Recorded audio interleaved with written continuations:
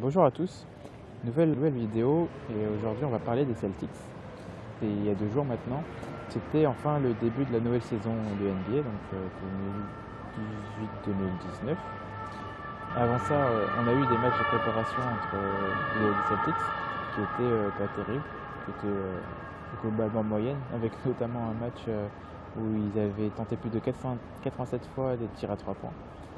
Pour pourcentage de peut-être 30% de réussite, ce qui était vraiment horrible. Bon, c'était les matchs de préparation, donc ça n'a pas vraiment d'importance. C'est cette fois-là où Brad Stevens n'était pas très content en disant qu'il valait mieux tirer à 2 points qu'à 3 points et qu'il préférait donc les 2 points.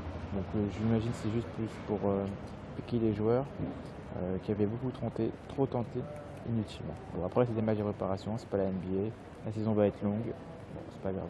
Après, au-delà de ça, c'est vrai que les matchs de préparation n'étaient pas terribles, avec pas mal de défaites, en dessous en tout cas des attentes et pronostiqueurs sur les Celtics qui doivent conforter leur place depuis le départ de LeBron James aux Lakers en tant que favori numéro 1. Et à ce titre, donc, le premier match de la saison lance Celtics face à l'un de leurs futurs rivales, en tout cas l'un des probables favoris à l'Est, les Sixers. Donc en termes d'effectifs, si à noter, c'était le retour de Kyrie et de Gordon, qui revenaient de longues blessures, surtout Gordon. Donc comme on n'a vu qu'un seul match et encore de Gordon Hayward aux Celtics, ça va être sa première vraie saison, en gros.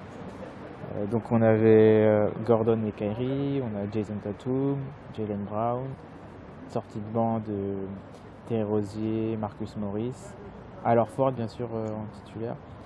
Et en face, il y avait donc le trio là, Embiid, Fultz et Simmons. D'ailleurs, Fultz, on va voir, là on peut dire que c'est sa première vraie saison. On va voir s'il va être capable de performer en tant que numéro 1 de la draft de l'année dernière.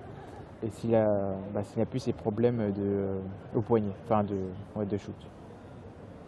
Et puis il y a JJ Redick aussi à 3 points. Donc la victoire fut assez simple, avec un énorme Jason Tatum qui a brillé notamment contre Embiid. Ses dribbles sont ravageurs et il est sur la lignée de la fin de saison dernière. Je regrette quand même, donc ça c'est génial, mais par contre je regrette Jaylen Brown qui était très très fort avant et qui depuis la fin de saison dernière, même malgré quelques fulgurances, n'est pas au top. Bon, il fait son taf et là on l'a pas beaucoup vu non plus, sauf une fois notamment où il dunk sur la tête de Embiid, c'était magnifique, après avoir été bloqué des 2 mains par le même mec, par Embiid. Donc ça c'était cool. Après donc les sorties de banc de Marcus Morris et Rozier ont été énormes, avec les dribbles atypiques de Rozier pour les 3 points, magnifique. Petit bémol, mais après bon c'est juste le début de saison, mais le match de Kyrie et Gordon, beaucoup de déchets au shoot. Bon, c'est pas très grave, premier match, mais voilà, il faut que l'équipe se rôde. Donc bon, il n'y a pas grand chose à dire sur ce match, c'est le premier de la saison, il lance la NBA. C'est toujours bien de commencer par la victoire, notamment contre un futur rival. On verra d'ailleurs dans le temps si les Sixers sont vraiment un rival à l'Est. Il y a quand même pas mal d'équipes qui peuvent prétendre au trône. Mais a priori, avec Ben Simmons déjà et Joel Embiid, c'est assez lourd. On va voir les autres. Il manque peut-être quelqu'un au shoot, à part JJ Redick, c'est assez pauvre. Et ça s'est vu sur le match parce que le banc était assez mauvais côté Sixers.